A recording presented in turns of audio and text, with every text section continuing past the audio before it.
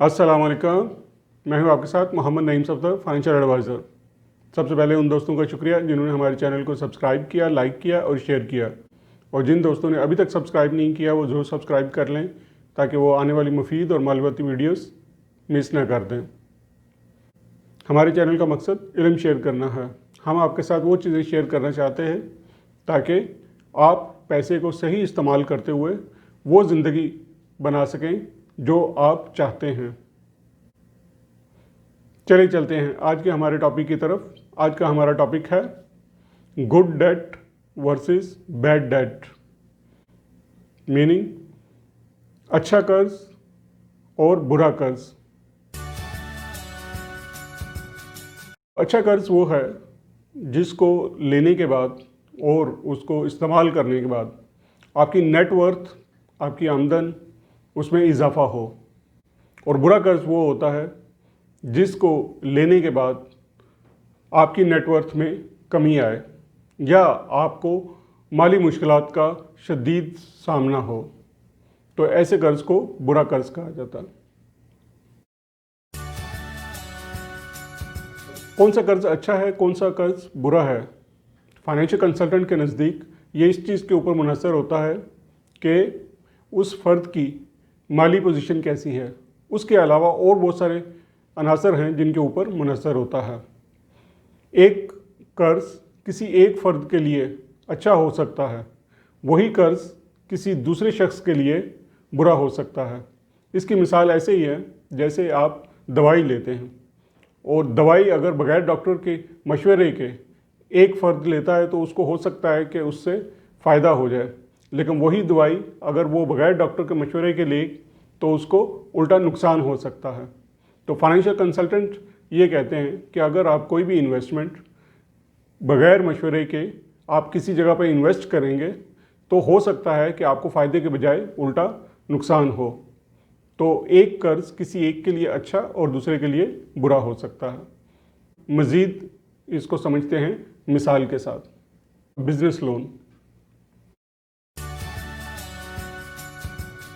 अगर तो आपका बिजनेस ऑलरेडी चल रहा है और आप समझते हैं कि आपके कारोबार में कोई एक ऐसा इक्विपमेंट, एक ऐसी मशीन जो 1 लाख की है, वो आप कर्ज लेकर अपने कारोबार में शामिल करें तो आपकी सेल डबल हो जाएगी, आपकी सेल में बहुत ज़्यादा इजाफा हो जाएगा।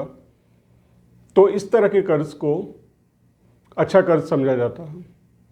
लेकिन अगर आपने कारोबार बिल्कुल स्टार्ट करना है, बिल्कुल नया शुरू करना है, तो आपको अपने कारोबार को सेट करने के लिए बहुत टाइम चाहिए। तो इस तरह के कर्ज को अच्छा तो होता है उस वक़्त जब आपको यकीन हो कि आप इसमें सक्सेसफुल हो जाएंगे, लेकिन अगर आपको डाउटफुल हो तो इस तरह का कर्ज अच्छा नहीं होता। अब बात करते हैं एजुकेशन लोन की, मीन्स पढ़ाई के लिए जो कर्ज लेते हैं। अगर कोई फ़र्द कर्ज लेकर कोई ऐसी पढ़ाई या ऐसा कोर्स करता है, जैसे टेक्निकल कोर्स है, जिसको करने के बाद उसकी माहाना आमदन में अच्छा खासा इजाफा हो जाता है, तो इस तरह के कर्ज को अच्छा कर्ज समझा जाता है। लेकिन अगर आप पढ़ाई के नाम पर कर्ज लेकर कोई ऐसा कोर्स करते हो या ऐसी डिग्री लेते हो जिसके बाद आपको कोई खातिर खा फ़ायदा नहीं होता, तो इस तरह के कर्ज को अच्छा कर्ज नहीं समझा जाता। अब बात करते हैं loan to invest in property, means अगर आप कोई कर्ज लेते हो प्रॉपर्टी में इन्वेस्ट करने के लिए। तो अगर आप कोई ऐसी प्रॉपर्टी ख़रीदना चाह रहे हो या ख़रीद रहे हो जिसको ख़रीदने के बाद आप उसको रेंट पर चढ़ा देंगे, आप उसको किराए पर चढ़ा देंगे और वक्त के साथ उस प्रॉपर्टी की अपनी वैल्यू भी बढ़ जाएगी, तो इस तरह के लोन को, इस तरह के कर्ज को अच्छा कर्ज समझा जाता है। क्योंकि वक्त के साथ साथ जो कर्ज़ की अमाउंट है, कर्ज़ का जो पैसा है, वो प्रॉपर्टी खुद भी रिटर्न करना शुरू कर देती है। लेकिन अगर आप प्रॉपर्टी ख़रीद रहे हो कि आपका मकसद उसको किराए पर देना नहीं है, आपका मकसद सिर्फ उसमें रहना है, या आप इजाफी प्रॉपर्टी ख़रीद रहे हो जस्ट अपने शौक़ के लिए और आपका उसको बेचने का कोई इरादा नहीं है, तो वक्त के साथ प्रॉपर्टी की वैल्यू तो बढ़ेगी, लेकिन वो जब तक आप सेल नहीं करेंगे आपको उसका कोई फ़ायदा नहीं होगा। उल्टा उसकी मेंटेनेंस कास्ट जो है वो आपको बियर करनी पड़ेगी।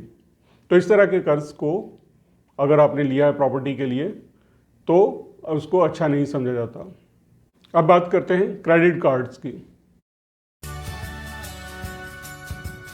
बहुत सारी क्रेडिट कार्ड कंपनियां आपको फ़वाइद देती हैं।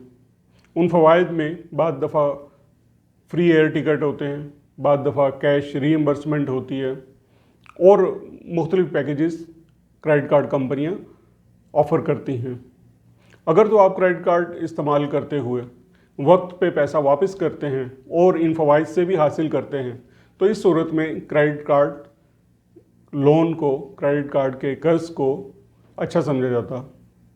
लेकिन अगर आप इसी क्रेडिट कार्ड को इस्तेमाल करते हुए आप 5 साल की अक़सात के ऊपर चीज़ें ले लेते हो, फॉर एग्ज़ाम्पल कोई 60 इंच का टीवी ले लेता है, तो उसकी जो ओरिजिनल कीमत है वो तो आपने रिटर्न करनी है, लेकिन उसके साथ में इंटरेस्ट की अमाउंट जो कि 18 से 20% बनती है, आपने वो भी क्रेडिट कार्ड कंपनी को वापस करनी होती है।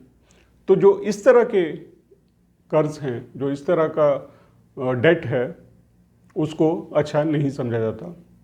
अब बात करते हैं ऑटोमोबाइल लोन की, मीन्स कार लोन।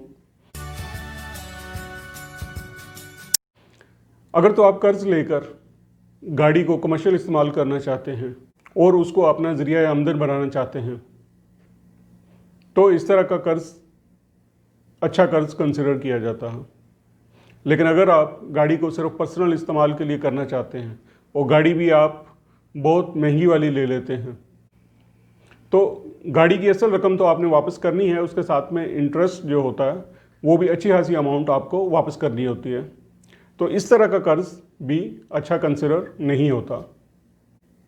जहाँ तक हो सके कर्ज को अवॉइड करना चाहिए, लेकिन अगर आपको यकीन हो कि हम ये कर्ज लेके कुछ अच्छा फ़ायदा हासिल कर लेंगे, तो रिस्क लेना चाहिए और कर्ज ले लेना चाहिए जो अच्छा कर्ज है।